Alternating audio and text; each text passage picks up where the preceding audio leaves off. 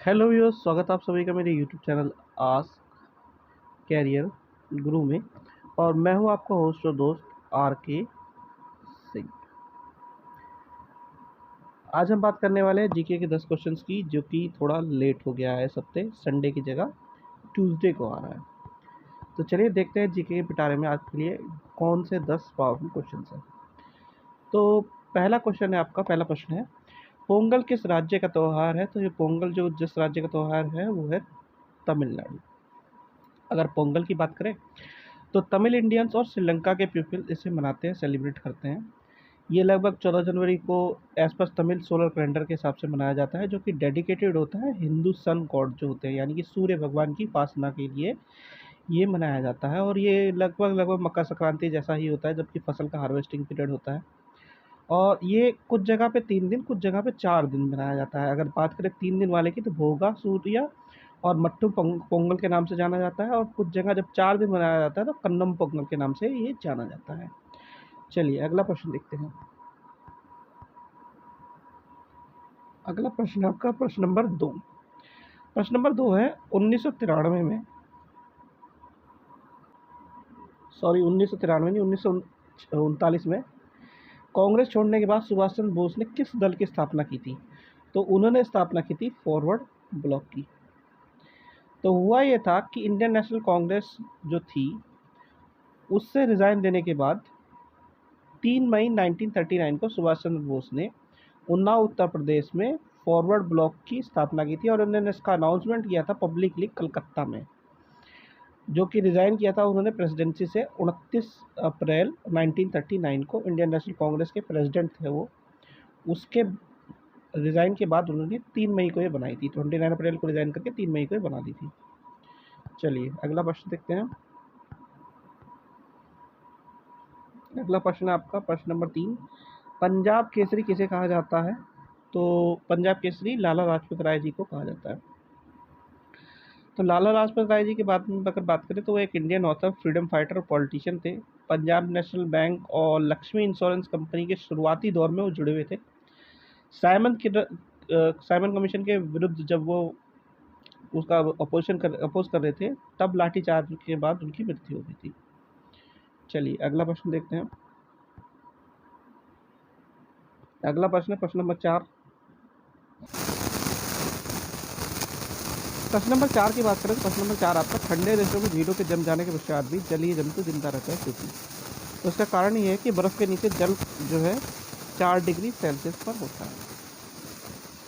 तो सबसे पहले अगर बात करें किसी लिक्विड या द्रव्य को, जब वो उबलता है या जब वो ठंडा होता है, तो उससे 2 टेम्परेचर की जरूरत होती है, मिनिमम और मैक्सिमम। मैक्सिमम तब जब वो उबलता है और मिनिमम तब वो जब जमता है। पानी के केस में जो टेम्परेचर है 100 डिग्री सेल्सियस पर वो उबलता है और 0 डिग्री सेल्सियस पर वो जमता है। और कोई भी लिक्विड होता है वो लेयर बाई लेयर जमता है, लेयर के हिसाब से जमता है। तो होता ये है कि जब झीलें जमना शुरू होती है तो उसकी कुछ लेयर जम जाती है ऊपर की। मान लीजिए ये पूरी की पूरी झील है, तो इसकी ऊपर की लेयर कुछ जो है जम जाती है, जहाँ पर टेम्परेचर ऊपर की साइड से 0 डिग्री के आसपास रहता है। नीचे 4 डिग्री के आसपास तक टेम्परेचर रहता है, या उससे थोड़ा बहुत नीचे हो जाता है या ऊपर हो जाता है। तो इस कारण होता क्या है कि जलीय जीव यहाँ पे आसानी से रह सकते हैं इस एरिया में, और ऊपर की साइड में एक लेयर बन जाती है जो कि परत होती है जमे हुए बर्फ की। चलिए अगला प्रश्न देखते हैं। अगला प्रश्न भी आपका विज्ञान से रिलेटेड है।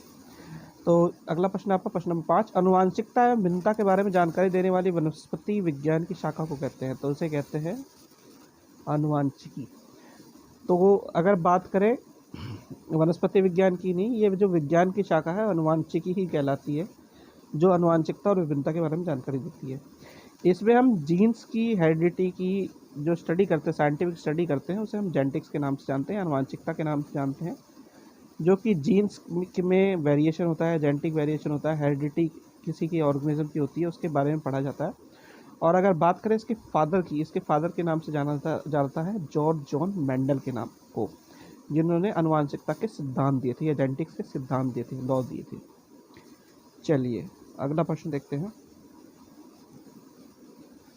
प्रश्न नंबर 6 भी आपका विज्ञान से रिलेटेड है। प्रश्न नंबर 6 है, हृदय की धड़कन को नियंत्रित करने के लिए निम्न में से कौन सा खनिज आवश्यक होता है? तो कुछ जगह आपको मिलेगा पोटेशियम, कुछ जगह मिलेगा आपको मैग्नीशियम। तो प्रॉपर हार्ट रिदम को रिलेट के बारे में अगर रिलेशन करें हमें, तो उसके डाइटरी इंटेक के लिए हमें 4 मिनरल्स की मेनली ज़रूरत होती है, जिसमें कैल्शियम, मैग्नीशियम, पोटेशियम और सोडियम होता है। मेन अगर बात करें तो मेन 2 है पोटेशियम और मैग्नीशियम। आपको कुछ जगह आंसर में पोटेशियम मिलेगा, कुछ जगह मैग्नीशियम मिलेगा, दोनों ही ये इंपॉर्टेंट है। आपको जोन सा आंसर में मिले आप उसे लगा सकते हैं। चलिए अगला प्रश्न देखते हैं। अगला प्रश्न है प्रश्न नंबर 7, पेनिसिलिन की खोज किसने की थी? तो इसकी खोज की थी अलेक्जेंडर फ्लेमिंग ने। ये एक एंटीबायोटिक मेडिसिन है। तो हुआ ये था कि 1928 में अलेक्जेंडर फ्लेमिंग ने एंटीबायोटिक मेडिसिन डेवलप की थी पेनिसिलियम बैक्टीरिया से, जिसे हम पेनिसिलिन के नाम से आजकल जानते हैं। चलिए अगला प्रश्न देखते हैं। अगला प्रश्न है प्रश्न नंबर 8, भारत में पहला रेडियो प्रसारण कब हुआ था? तो वो ये इसका उत्तर है जून 1923 में।